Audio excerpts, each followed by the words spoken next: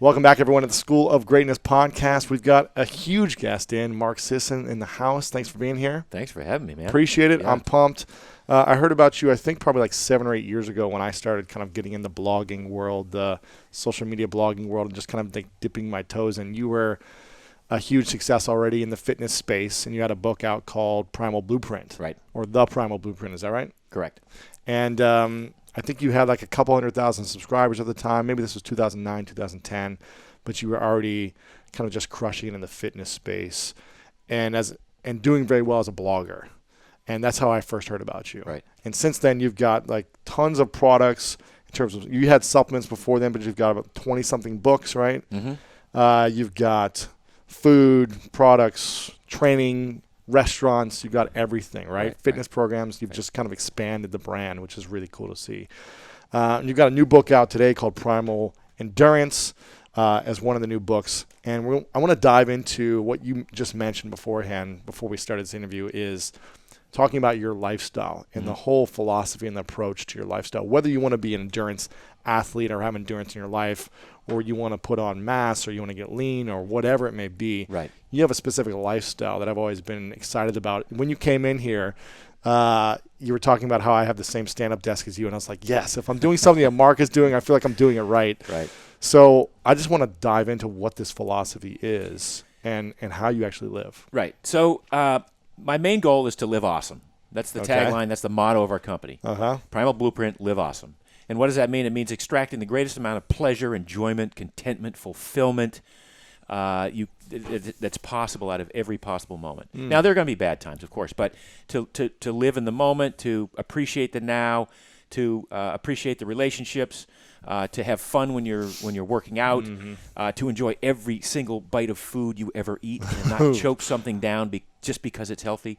So it really revolves around orchestrating a life way of pleasure, of hedonistic experiences in the context of this modern world that we have here, understanding that we sit here with hunter-gatherer genes that have certain sort of proclivities and expectations of us that we can meet either through natural means or through artificial means. And sometimes there's not a right answer, but it's about choices. So how do I make choices that serve me in the short term, that give me pleasure, that don't harm me in the long term? So it's sort of an overview of what we're up against here. But as you drill down, as you boil it down and distill it down to what does it look like? It looks like, what are the types of foods that we choose to eat that turn on genes, that build muscle or burn fat? What are the types of, how much sun exposure do we get that allows us to make vitamin D and get tan, but not too much so we get burned? How much sleep do we get that? And by the way, sleep is a very pleasurable thing if you are willing to acknowledge that. Yes. How much sleep do we get in a way that reinvigorates us and allows us to be creative on a daily basis and not brag about how well we do on so little sleep? So all these, how do we use our brain on a regular basis beyond just the rote stuff of checking the PDAs? But how do we do puzzles? Do we play games? Do we are we creative? Do we play musical instruments? Do we learn a language? How do we use our brain? All these things make the totality of the human experience, and I love to look at all the ways in which we can choose these behaviors that manifest themselves as pleasurable, enjoyable, providing contentment and fulfillment, and build us toward a better human being. When did you start to, take this on? Because you were was a triathlete? Yeah, well, I was a marathoner in the 70s. Wow. And actually the late 60s and early 70s. Wow. And from there went to triathlon. I was always trying to, improve myself. Optimize performance. Yes. Using the tools of the day, which are pretty rudimentary. It's like, all right, run a lot of miles and eat lots of carbohydrates and you'll be where you need to be. Well, that's what we knew. That's all we knew, and it wasn't exactly appropriate. So over the years, I got injured. I got sick from the overtraining, from the diet, which was very highly inflammatory and caused sorts pastas and breads or what? All that stuff that they said you had to eat. I had so many pasta meals and pizza meals and lasagna meals the night before every game. And I remember just being so exhausted in every game. Yeah. High school, college, pro, it's just like exhaustion. Right. Yawning. I would yawn so much. That's a classic symptom. Like, why am I yawning? Right. I'm supposed to be excited about the game and pumped up. I wanted to take a nap. I want to take a nap. Yeah, exactly. So we have these sort of old conventional wisdom technologies that we were using to improve performance theoretically, and they weren't. So I basically ended my career prematurely. I was too injured to continue running. My health had suffered. I had arthritis and tendonitis and irritable bowel syndrome, and I got sick a lot, and I had heartburn and hemorrhoids, and I was like a real wreck. I mean, here's theoretically the picture of health because of the training I was doing, but I was falling apart on the inside. So I sort of rededicated my life to figuring out how I could be fit and strong and lean and happy and healthy at the same time without being overly, without too much struggle and sacrifice and suffering. Is there an easier way to be all those things I wanted to be that allowed me to have more pleasure in the moment and didn't sacrifice my long-term health? So that was the big shift in me, and it's been going on for 35 years, and it continues to go on. So as soon as I made that shift, I started doing the research. I wrote my first book in '82 on how to train for triathlons. And even then, I was calling upon evolution as the main basis for how we train, and I was looking at the previous few years of triathletes, because in '82 there hadn't even been a decade of triathlon training. Wow! But I'd already recognized that we were doing it wrong. We were training too hard. We were too many miles, too much redlining the heart and the body, and there was a better way and an easier way to do it. Right. So I started recognizing that back in '82, and then it's even up until 3 years ago when I started researching the Primal Endurance book. I started thinking, all of the science continues to show us that the old choice was probably a wrong choice. That reliance on carbohydrates and that intent of managing our glycogen stores in our muscles was kind of the wrong approach. And maybe we ought to come at it from the exact opposite end of the spectrum, which is how do we become really good at burning fat?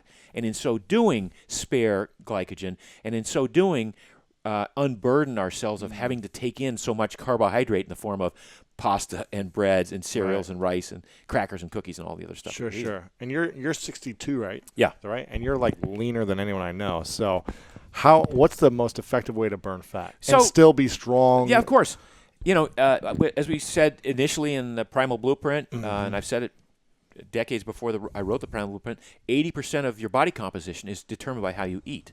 So there's a certain way in which you can eat where you can literally reprogram your genes to derive most of your energy from your stored body fat. Really? Yes. So as opposed to waking up, being hungry, having breakfast, being hungry at the 10:30 break, being hungry for lunch, having a snack in the afternoon, having a dinner, and having a snack before you go to bed, which is this sort of standard American approach, like even the old bodybuilders would say, don't go more than 3 hours without eating or you will cannibalize your muscle tissue. Right. That was all based on an assumption that we had to burn carbohydrate and had to access glucose and glycogen for the muscles to be able to continue to work. It never contemplated that we are obligate fat burners. We are born with this amazing ability to extract calories from stored body fat.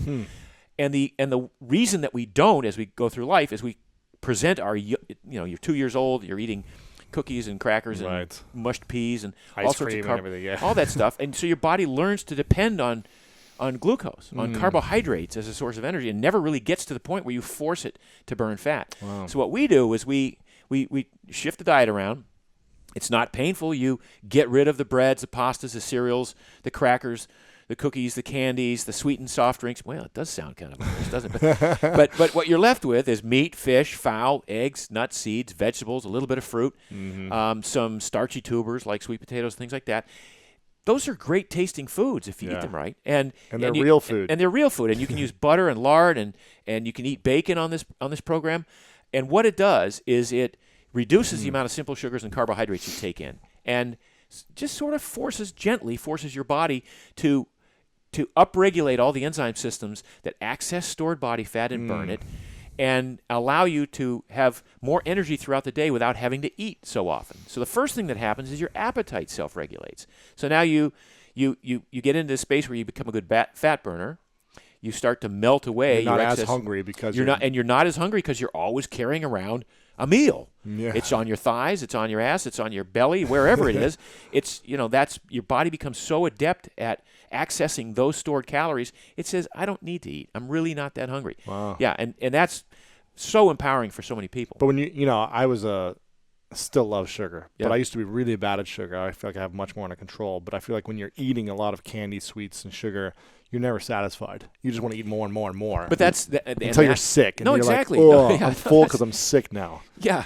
I mean, bad. the stories of Lamar Odom eating 4 pounds of candy Before games? before games or whatever. Crazy. Yeah, but I mean, we're all hardwired. But look where he's at now. It's like We're all, but by the way, sugar is a very addictive substance. It's so addictive. So, we're all hardwired to seek out sweet things. That's part of that hunter-gatherer DNA that we all carry. Really? That hasn't changed in thousands of years. So how do we shift our minds? So the first way you do it is you go from the craving, which is what you're talking about. Like you crave sugar, so you eat sugar, and then that just promotes more craving, and it gets you into this sort of addictive cycle. You're actually producing sort of opiate-like substances that are occupying receptor sites that are giving you sort of a feel-good experience. Mm-hmm. So you got to kind of be willing to get rid of that. So you get rid of the candies, you get rid of the sweetened beverages, the soft drinks, the teas, and you get rid of the carbohydrates that not all carbs, but the breads that convert to glucose in the bloodstream so rapidly.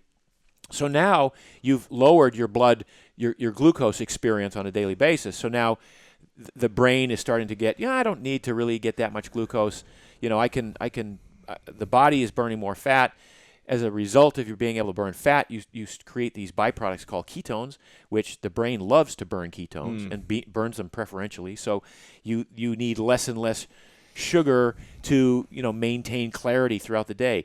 If you haven't become fat adapted and you're a sugar burner, which is what it's not a derogatory term, but we use a term to describe people who haven't become fat burners yet they're sugar burners. Uh-huh. If you don't eat, it's true. If you don't eat for a couple of hours, your blood sugar dips because you haven't learned how to burn fat yet. You don't know how to access it. You can't take it out of storage and burn it. So now the blood sugar's low. The brain goes, I got to go get some more glucose. I got to get energy somewhere. Some sugar or something. Sugar or something. So you have the bagel at 10:30 in the morning. Oh my gosh. Or you have the tastes amazing. Well, for an hour and then it's no, exactly. But then you're hungry again, and yes. that's this vicious cycle. So if we can take the steps. We say it takes 21 days. That's why I have a book called The 21-Day Total Body Transformation. 21 days of this cutting these sugars and starchy, not starchy, but simple carbohydrates out of your diet, and just focusing on healthy fats and lean proteins and vegetables. Right. Your body gets the message and it says, I'm not going to be getting that much glucose. I'm going to learn how to burn fat, and I'm going to do it well. Damn it! And then it takes the fat out of your body fat stores. So over time, you lose 1 pound, 2 pounds a week, and you trend toward your ideal body composition. Wow! So all of this is a 10-minute long-winded answer to your question of how what does it take to burn fat. It doesn't take a lot of exercise. It mostly takes the dietary shift. Right. You got to do some exercise. You don't have to do anything, but you can choose to do some exercise. It'll help accelerate and it'll it, help accelerate it a little bit, but most of it happens as a result of the shifts you make in your diet. Absolutely. It's all in the kitchen. Yep. So you can get abs in the kitchen and not do anything different working Absolutely. out. Wow. Yeah. Okay, so what's the difference between, because it sounds like a little paleo-ish, what's the difference between Primal Paleo and like a Bulletproof, which has kind of been picking up as well? They're all sort of versions of a similar theme, which is to cut the sugars way down, cut the processed carbohydrates way down, get rid of the industrial seed oil, so that would be the soybean oil, the corn oil, the canola, which are causing inflammatory responses in a lot of people, and just kind of go to real food. Yeah. With the Primal Blueprint, we said at some point, dairy, if you like it, why not include it in your diet if you don't have an issue with it, right? I love it. So, but all these foods exist on a spectrum. So dairy, there's raw milk, which is good for you. There's A2 protein, which is a form of casein.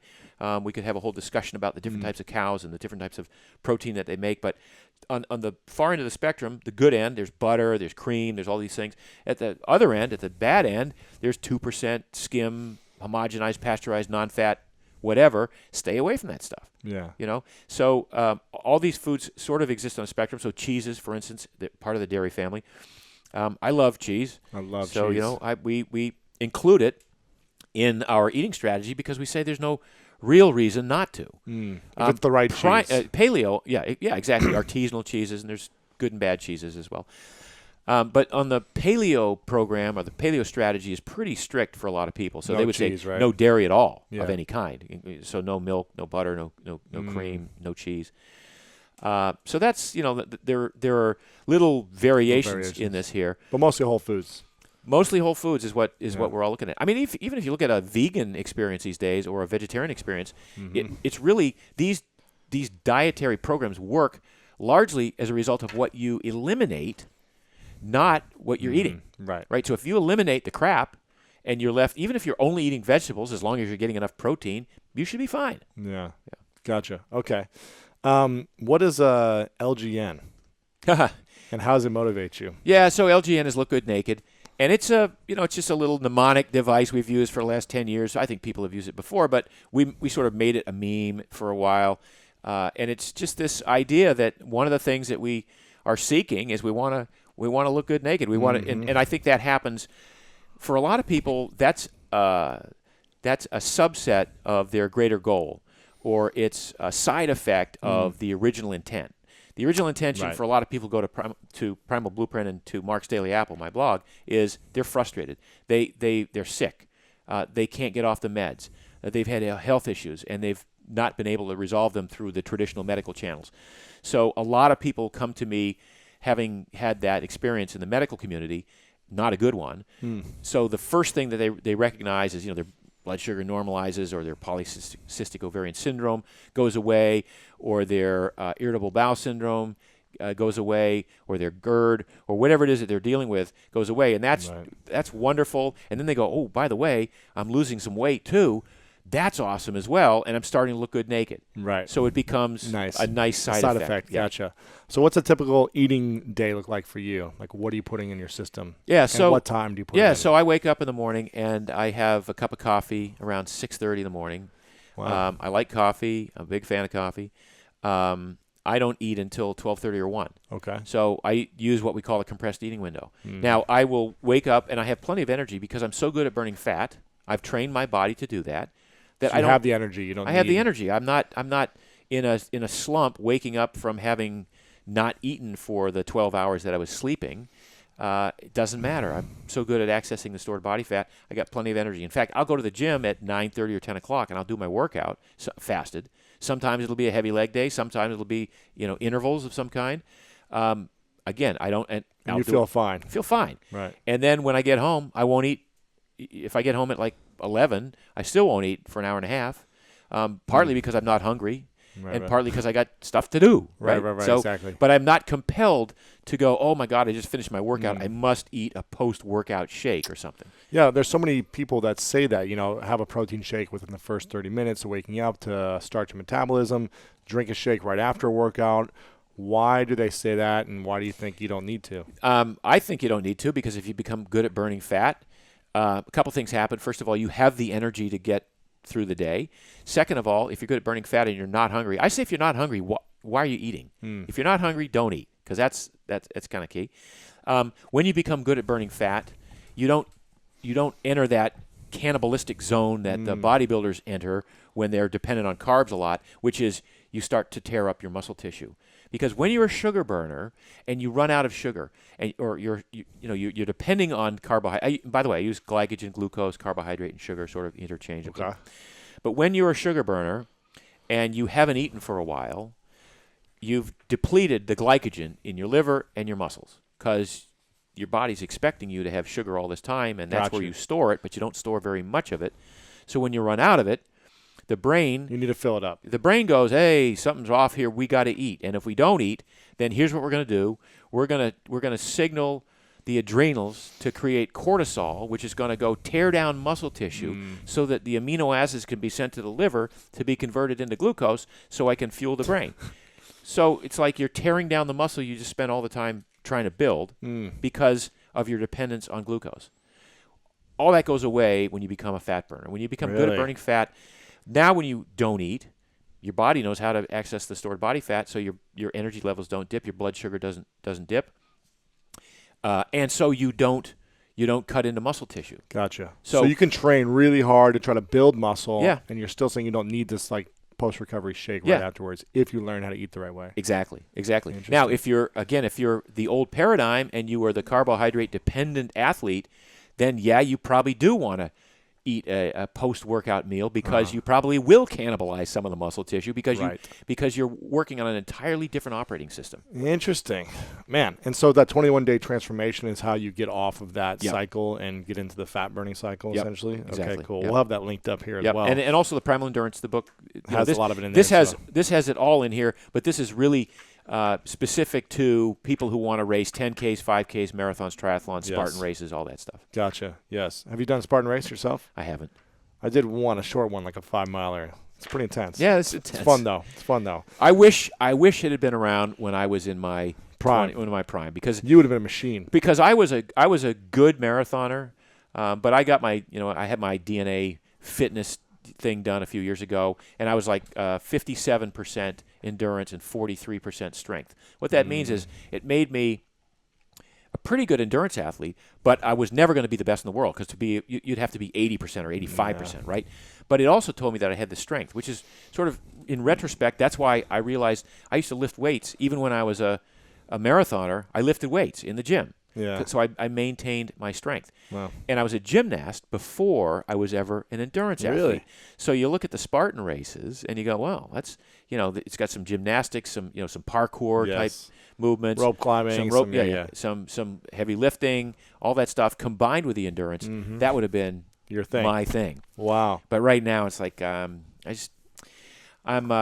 too guarding of my current fitness level and health. I don't want to get injured, and yeah, of course. So like the big thing for me is my ultimate Frisbee game once a week. You're an ultimate Frisbee? Oh my God. I love ultimate Frisbee. You got to come out to Malibu, man. College champion with my team in college. Get out of here. Which it's been a small D3 school, wasn't like whatever, big man. Time, but you know what? So I can run and jump and we have a game in Malibu Dude, every Sunday at 9:30.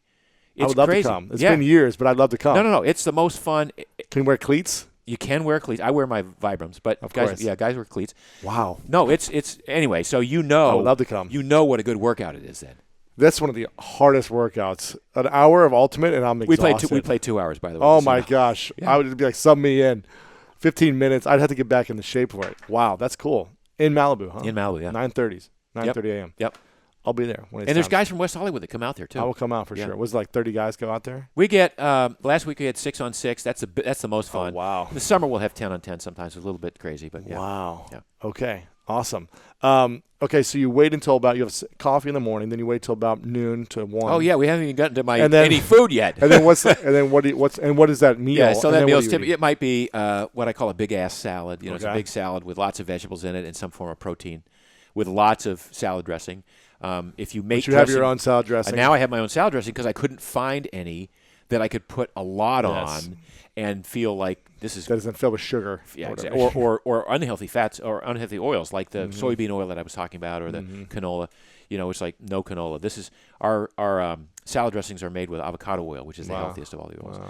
So I have a big salad with chicken from leftover from the previous night or a piece of fish or something on it. Nice. Okay. And then I go till the middle of the afternoon, maybe late afternoon. I might have a handful of macadamia nuts.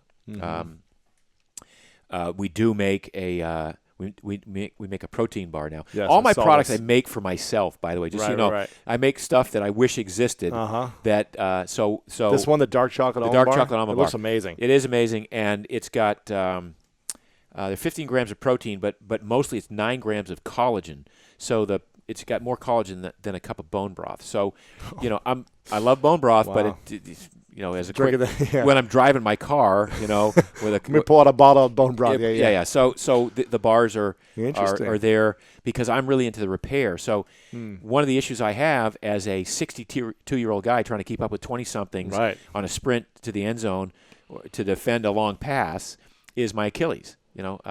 So the collagen really works well. Really? Absolutely. Keeps me. I know that I can tell the difference between when I've been eating a lot of collagen and when I haven't.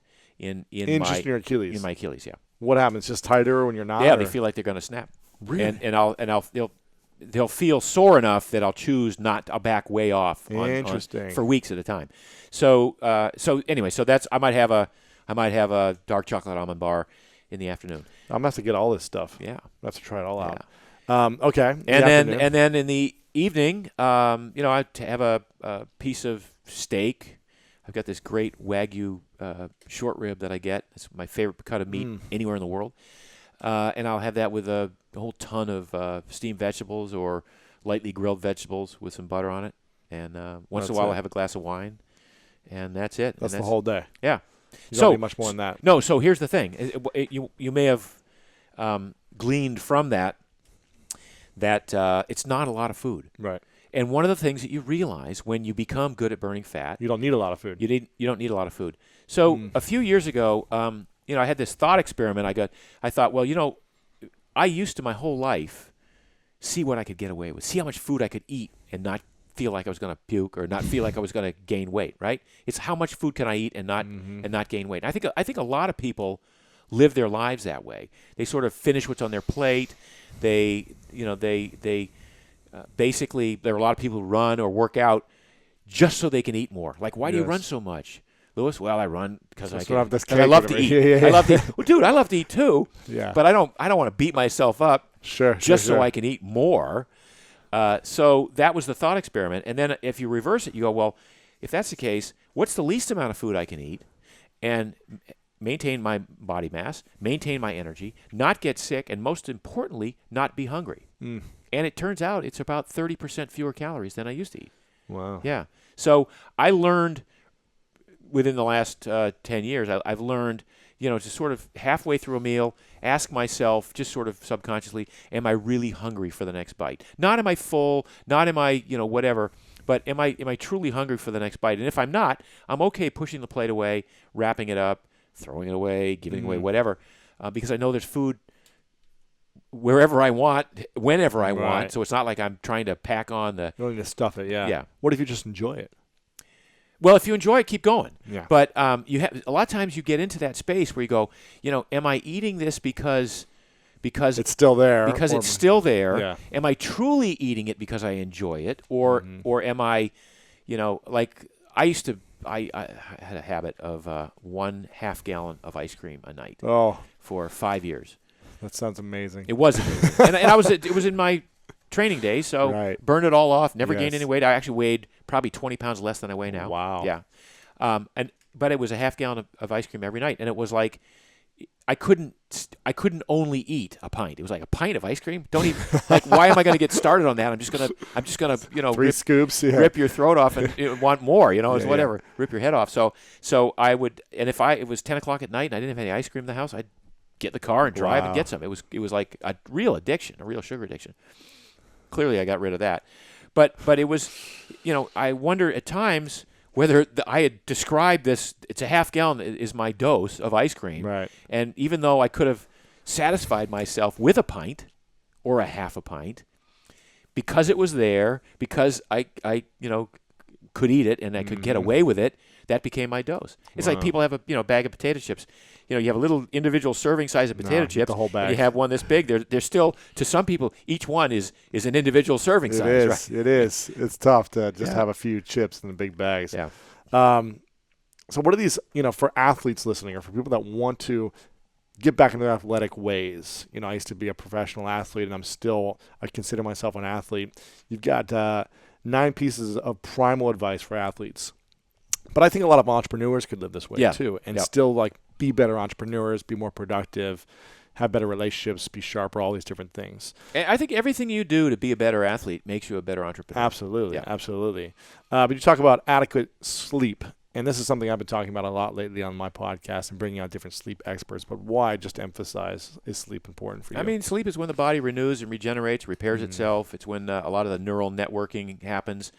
To overlook sleep and to think, well, I can sleep when I'm dead. Well, that just is such faulty logic. Yeah.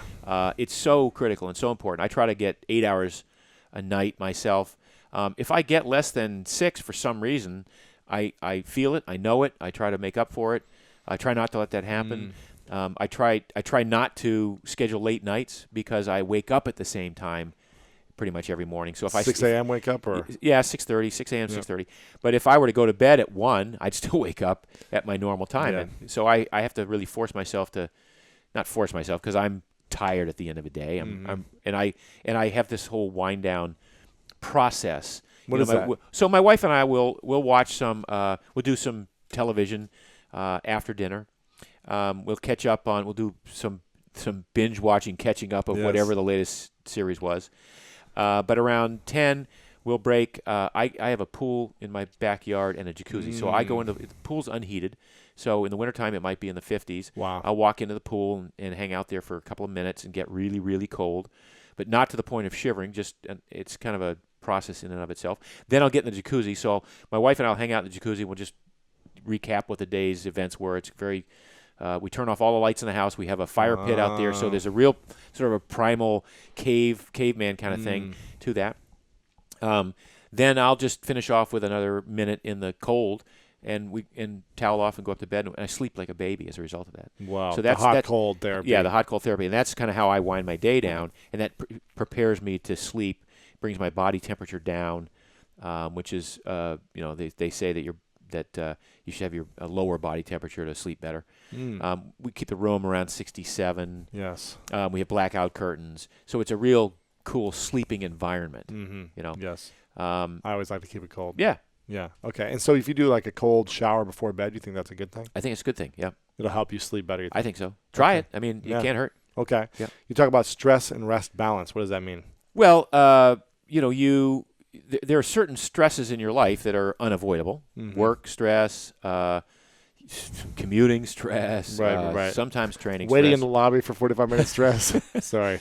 Well, I'm more stressed about the traffic coming from it. Right. Because you never know what it's going to be. It could be, I planned for 2 hours. I got here in an hour, or I got here in less than an hour. Right. So that's good. Yeah. But so you have these stresses, and some of them are imagined, even though your brain thinks they're real. They don't exist.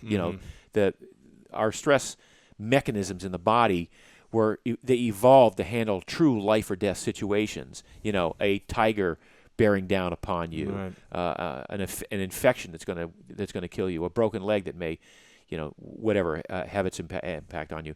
Not, am I gonna miss my kid's rehearsal, or am I gonna be late for work or whatever? Those cause stress, but they're not life threatening, and yet the brain sees them as life threatening. So the message here is that you sort of have to identify stresses and then appropriately orchestrate certain rest and recovery. Now, we talked about this before the show, that meditation is a form of rest and recovery. But just taking, maybe if you need a nap, you can do that.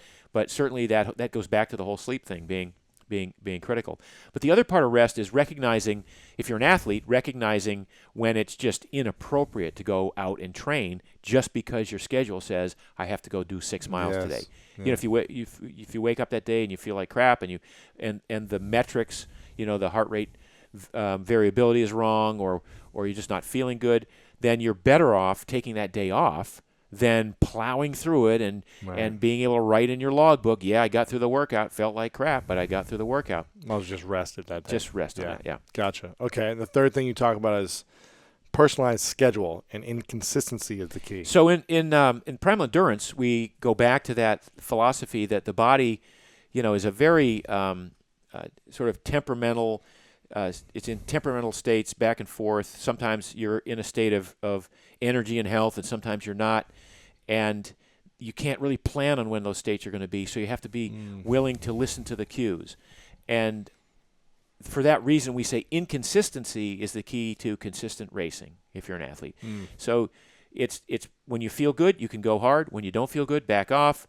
You take time off. We use the term periodicity, so you can periodize your training so that there are tranches of training days, a week at a time, where you're really going deep, hard, and then you might take a week off, or take it real easy and back off. You can break those further up into quarterly, annual segments, always with the idea that some days are going to be good, some days are going to be bad. You're going to trend toward wanting to ratchet up over time, but you're okay kind of not doing stuff as hard. And so it doesn't become this linear kind of progress, it becomes more of a fractal thing that trends toward improvement. Gotcha. The next thing you talk about is aerobic emphasis. Train slow to race fast. What does that mean? Yeah, so this is the toughest one for current endurance athletes to really to grok, and that is a lot of athletes, and I was certainly one for 20 years. You basically go out and you train to hurt. So you run or you ride or you swim at a heart rate that's 75 to 90% of your max heart rate, and you see how long you can hold that, right? And so you're training to hurt, and it hurts. It hurts you. It does hurt you, but you feel tough as a result of it. But the problem is you're not really training the body to become more efficient. You're just training yourself to hurt. So when we talk about efficiency in racing, we go back to the original premise about glucose and glycogen being sort of this determining factor in muscle tissue. When you run out of glycogen, you sort of hit the wall. So how do you manage glycogen? Well, one way would be to eat a lot of carbohydrates and drink a lot of gels during the race. The other would be to become so good at burning fat that you never really tap into that glycogen. Interesting. So we train you to become so good at burning fat. Now, that's the 80% that we talked about with the diet. But the other part of that for the endurance athlete is if you train at a low enough heart rate that you are, it's typically it's 180 minus your age. So let's just say you're 40 years old. So 180 minus 40 is 140. So that's going to be your maximum heart rate. You're never in your training, you're not going to go above that. You set your watch, you set your heart monitor to give you a signal as soon as you get above 140. Now, you start out and you at that 140, maybe you can only run 13-minute miles, even though you're capable of running 7-minute miles at 175 beats a minute or whatever. Right. But now what we're doing is we're measuring how good you are at burning fat. And we know that at that number, 180 minus your age, that's the highest rate that you can put oxygen through your system and know that you're burning mostly fat. And really? We know that because that's the pace at which you could breathe. You could close your mouth and breathe through your nose and get plenty of oxygen. Or that's the pace at which you could be with a training partner and talk without losing your breath. Once you start losing or having to catch up or having to get winded, we know that you're going into burning. You're building up lactic acid. You're not burning fat. You're not burning fat, or you're burning less fat and starting to burn more sugar. So we want you to be at the highest end of your fat burning without tapping into your sort of glycolytic abilities. And we know that number to be generally around 180 minus your age. So now the idea is you go out and you train, and the first day you go out, you're running 13-minute miles, and that's as fast as you can go without the heart rate, bumping up to over 140. Well, you're not very good at burning fat. You might be good at burning sugar. Like I say, you might be able to run 7-minute miles or 6-minute miles. Right. So, but over time, if you stay at that maximum heart rate which is low, much lower than you're used to, you find yourself running 12-minute miles, and then 11-minute miles, and then 10:30s and 10 and 9:30s. And what it means is, even though the heart rate hasn't changed, you're still putting the same amount of oxygen through. Now you're burning more fat. So you're becoming more efficient at burning fat. So that when you do decide to ramp up and throw in the interval training and the weight stuff that we have you do in the gym, now you're starting from a baseline of being a much better fat burner than everyone else around you. So just so I wrap my head around this, is your heart rate dictating how much fat you can burn based on how? No. So your heart rate is dictating how much oxygen you're putting through your system, and it's because it's delivering oxygen to the muscles, and the muscles are using oxygen to burn fat. They can burn glycogen or glucose with oxygen, but they also burn without oxygen. Okay. So like you could run a 100-meter sprint with your nose plugged, and there's no oxygen involved. It's all fine. You'd still want to breathe. You'd want to breathe at the end of it, and you'd have to breathe to recover, to recycle. But you don't need that oxygen to burn that full amount. Gotcha. So when we train the body to become more efficient at burning fat, and by the way, the heart, it's interesting. The heart, we're not training the heart to be stronger. The heart's already pretty strong. So the heart doesn't get stronger. The heart doesn't have a PR, right? Okay. You know what I mean? It does. Yes. It does what it does. But what happens is you become more efficient with the materials that the heart gives you. So if the heart is pumping oxygen, X amount of oxygen, and you're not good at burning fat, you can't do anything with that oxygen. But the better you are at burning fat, the more you can use that oxygen and burn the fat in the mitochondria and avoid having to go into that glycogen storage situation. Okay. All right? So it's really about training you to become more efficient at burning fat. Gotcha. Not forever, but it's certainly through the base building phase. Okay. And that's just a huge hurdle for a lot of endurance athletes to overcome, because they go, wait a minute, I can already run 7-minute miles. Why am I dropping down to 13s?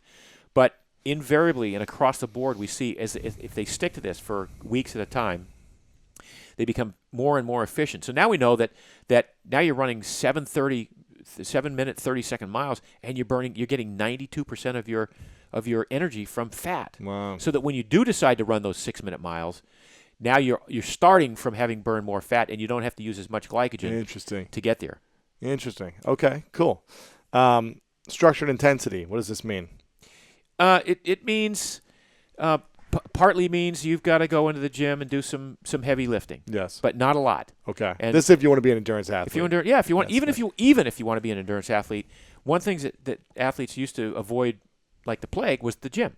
Right. They would, or if they went, they would do 50 repetitions of a light weight, because they're thinking, well, when I'm running a marathon, I'm running 3,000 repetitions of a leg turnover. So why don't I simulate that in the?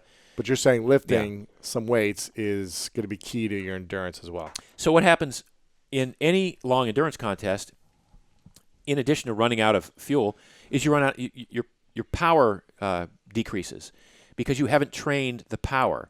An example would be you've got 3 hills to climb in a bike race. The first one, you go up with 100% of your power. The second one, even though you have energy, your muscle fibers they've been exhausted, and they haven't trained to sustain your power. So now you go up the second hill at 82% of your max power, and you might go up the third hill at 65% of your max power. Well, if we could train those muscle fibers deeper and deeper to sustain power for those efforts that require actual power, we can maybe go up that first hill at 100 and go up that second hill at 100 and that third hill at 95. Right. So we do this work in the gym where you load muscle fibers up with fairly heavy weights. It's typically 80% of your 1 rep max, and we do sequential repetitions with sequential rest in between. So it's not like you do 3 sets of 5 and you stop. It's like you do 3 repetitions, rest 10 seconds, 3 repetitions, rest 10 seconds, 2 repetitions, rest 10 seconds, rest 20 seconds, and until you can't finish 1 good rep, and then the workout's over. So it's not, you just did 1 set, and it might have comprised 200 repetitions. Right. But that maximally loaded the fibers deeper and deeper and gave you this ability to sustain power. Gotcha. And the next thing you talk about is lifestyle practices. What do you mean by that? Well, so now we talk about everything else but the training. So if you're, it's spending time with your family, it's playing games with your, playing Frisbee with your dog, yes. Playing Ultimate with your friends. It's it's all of the other things that make life enjoyable. That as an endurance athlete, I know I used to go, well, I can't afford to do that. I might get injured, or I might, right. I can't go skiing because I might twist a knee. Well, if you do the training right and you spend that time in the gym, you're less likely to twist a knee skiing than if you were than if you were just going to the slopes without having done any training at all. Sure. Right? So we want people to have a full life, because training for endurance contests should be preparation for an undertaking that you would not want to encounter on a daily basis. You want to wake up in the morning and go, I got that 10K today. I got to go clean out my GI tract. I'm so nervous, Right. But you want to be that nervous because you want to put it all on the line that day. Yeah. What we're saying is, don't put it all on the line every day in your training. Have fun. Do the right sort of training that builds this beast, that when you get to the race, you're going to enjoy it. You're going to have fun. You're going to perform probably better than if you'd done the old paradigm of training. Right. But you'll have lived a life in the interim. So many of my, ex triathlete marathon buddies, couldn't have a relationship. It was just, imagine they put all their energy in this one thing. Yeah, they, it's like the wife says, "Can't you stay home and cuddle?" On a Saturday morning, and the husband goes, "No, I got a 100-mile ride I got to do." Yeah. And then I'm going to go, run after that, and then I'm going to take a nap because I'm going to feel like crap because I did so much. So we try to look at the life in general and say, well, an awesome life includes participating in these events. Participating in life. And doing well, but it also includes participating in life. Yeah. Yeah, so not to the exclusion of all of everything else. What feedback would you give an entrepreneur listening or someone with a busy schedule about how to live this lifestyle? They want to be a primal athlete in their daily life, but they also want to run a business, and they're spending a lot of time and energy into this one thing. Yeah. Maybe their entrepreneurial life is like this marathon life that we're talking about, where they put all their energy into this one thing and they're not doing anything else. Yep. What would you suggest? You're doing it. You've got the healthy lifestyle, and you're running a multi-million-dollar business, multiple of them. What would you suggest to them? So, there are ways to have it all, and but you can't be like the best endurance athlete in the world and a really successful entrepreneur. So you got to choose how much of the endurance athlete you want to be. I would suggest that for me, the best choice was I want to toe the starting line with the least amount of training possible to still kick 90% of the field's ass, right? So for me, the goal is almost how little can I get away with to get the maximum result without having to go, okay, because if it's going to take 20% of the effort to get 80% of the result, I'm not willing to put in the other 80% to win the thing anymore, and maybe I won't even win the thing because maybe I'll have overtrained. So now you're back to the entrepreneur / endurance athlete. Get a stand-up desk and a tread desk. So I have a treadmill. Every one of my employees has a treadmill at their at their work. Now I don't force them to use it. So they can, but they can. They request it. I give it to them. So you can put in 8 miles walking easily, and no one on the phone or even on the Skype will know that you're walking. Yes. Because you can make it uphill, whatever. Take frequent breaks and drop and do some push-ups or some air squats. What I do is I like to go for a paddle, and I'll bring a recording device on a stand-up paddleboard, and if I get my great ideas when I'm paddling, so I'll just record my ideas. Right, or I don't fall in. Well, it's a plastic bag. By the way, I almost never fall in. That's so good. I typically will paddle for an hour and a half. I'll step on, get wet up to my calves, and step off, wet up to my calves. But the other thing is hiking. So if you want to do some serious hiking, bring a headset and your phone. Make business calls while you're hiking. I got a friend who's basically a billionaire, and that's where he makes most of his business calls. Wow. He does 2 hours of hiking a day. Nobody knows that he's hiking. Yeah. Wow. Okay. Yeah. Awesome. And then so the grunt work you do in the gym takes almost no time. It's not like you have to spend an hour in the gym doing any of this stuff. Like I said, that maximum sustained power workout I just described is basically a short warm up, maybe 10 minutes of doing it, and then you're done. And if you could do it in 2 days later or 3 days later, you didn't do it hard enough that day, right? Gotcha. So we want you to take a week to recover from that specific work. Doesn't mean you can't go walk the next day or do anything else the next day, but you just wouldn't want to repeat, a heavy leg day the next day. Right, exactly. So it's how this is the sort of orchestrated structural components to this thing where when you put it all together, you can have it all. You can be an effective, efficient entrepreneur, and you can compete against all of those other guys who are claiming they're going to kick your ass in the 10K or the Spartan race or whatever it is. Right. I love that. And we talked about the diet already, but the last thing is proper recovery. So how much, when do you know you're overtraining? Well, so there are all sorts of metrics. I mean, you just wake up in the morning, and if you haven't slept well and you're sore, then you're probably overtraining.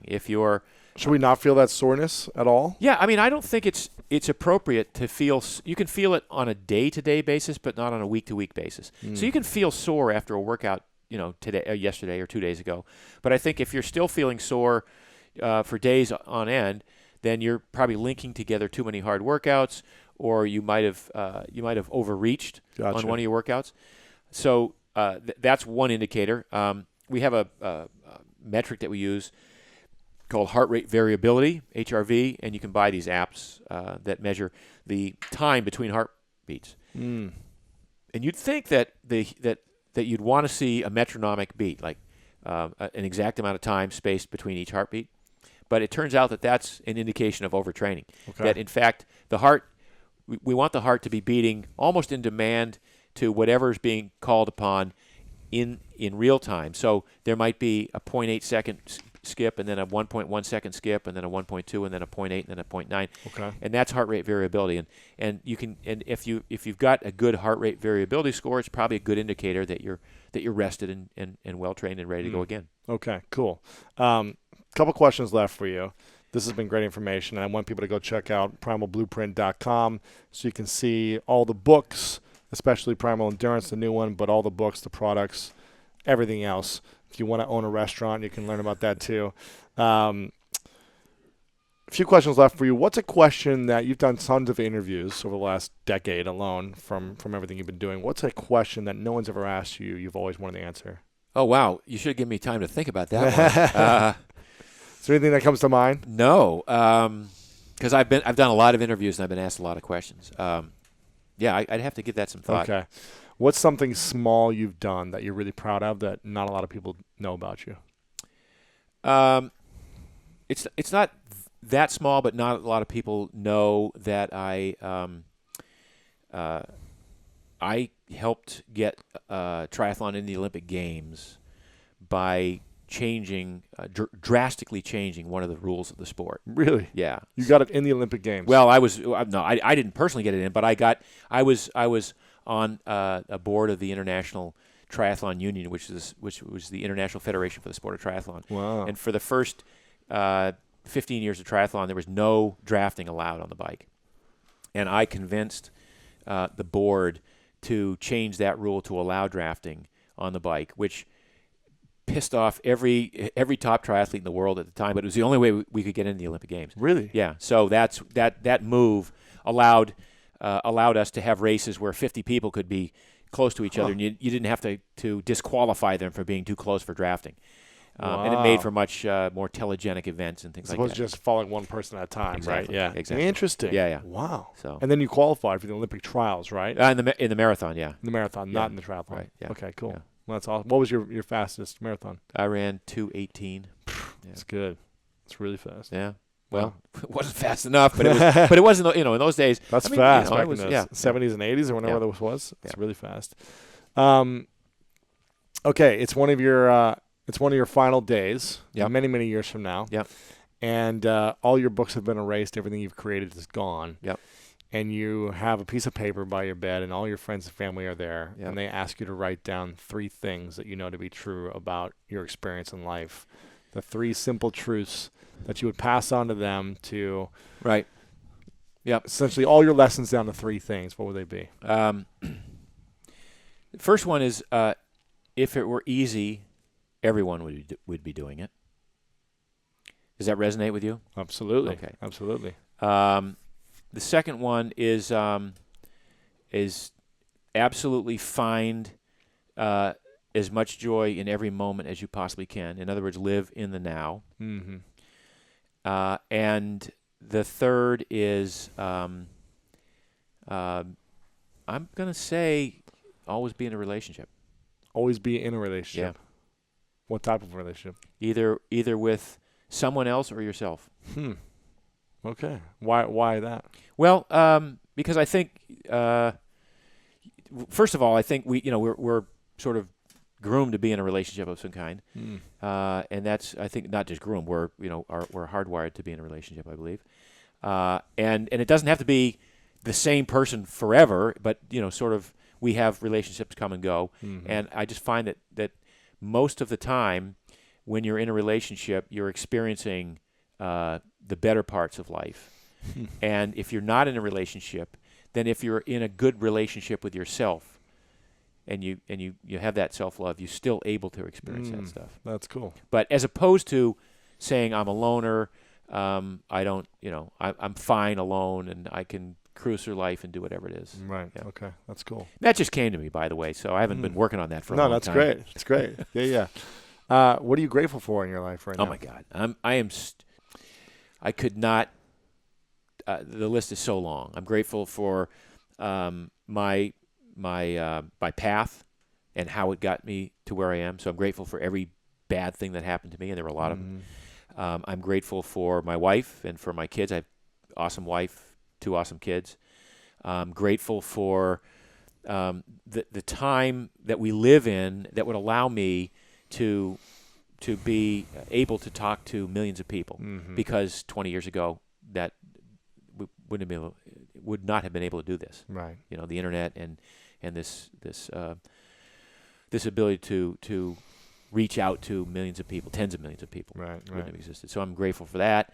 I'm certainly grateful for my health. Grateful that I'm grateful for good food. I mean, and by the way, I think that's important, is to spend a little bit of time each day. I remember I'm grateful for this awesome pen that just writes perfectly when I'm trying to take notes. You know, where does pen come from? Right. Okay, there you go. I love it. Final 2 questions.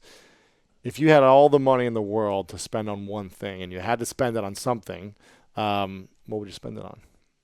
Wow. To solve like a problem in the world. Yeah. What would you spend it on? That would automatically change it forever, that problem, and be solved. Yeah. I mean, I would spend it on a food project that had that not only fed people but fed them without causing further downstream problems. I'll give an example of what I mean by causing further downstream. We can provide grain to most of the world, but all that does is just keep them alive long enough to get type 2 diabetes or scurvy or beriberi disease or whatever. Costs more money. Right. So I don't mean to sound harsh about that, but there's a lot more to it than providing grain. So I would like to fix the world's food problem. I'd probably do something like a massive grazing program that would reclaim desertified lands using Alan Savory's methods of grazing beasts, growing grass and grazing beasts, and creating more topsoil. That would be the single project that I'd probably That's cool. Final question before I ask, where should we go for you personally? primalblueprint.com, but where are you personally online that we should connect with? Mark's Daily Apple is my blog. That's the best place to find out about what I do, and we blog there every day. And every day you got an article, right? Yeah. Every day for 10 years. And you do most of the writing, don't you? I do a lot of the writing. Now I have, Mondays is a Q&A. That's easy. But Fridays we do a success story. So that's always somebody writing in their story. It's been that way for 8 years. It's phenomenal. We have a recipe on Saturday, Link Love on Sunday. So yeah, that's cool. Yeah, very cool. Well, I want to acknowledge you, Mark, for teaching the young generation how to live young at an older age. It's incredible. You're 62, right? Yeah. 62. I'm 33. I feel like you're way in better shape than I am. I don't know about that. You've got a ton of energy. You're so We'll find out when you come play Frisbee. Yeah, you'll be in better shape for sure the first time, maybe a few more times.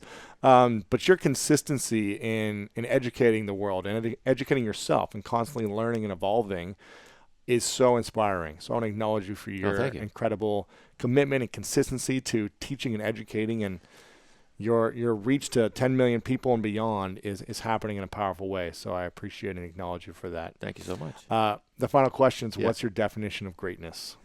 Definition of greatness is living a life of grace and ease and success by your definition.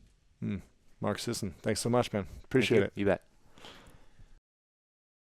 Hey guys, thanks so much for watching this video. I really appreciate it. And if you enjoyed this video, then make sure to subscribe to my YouTube channel. You can do that by clicking right here to subscribe, because each week we come out with awesome, epic, and inspiring interviews and messages and videos just for you. So click subscribe right here to get notified of new videos every week. Also, if you enjoyed this specific interview, we've got a lot of great interviews like this that are uplifting and inspiring. So click right here to watch the previous interviews, because the people I've had on are pretty cool and epic as well. So click here to watch previous interviews. Click here to subscribe. I love you guys, and I'll see you very soon.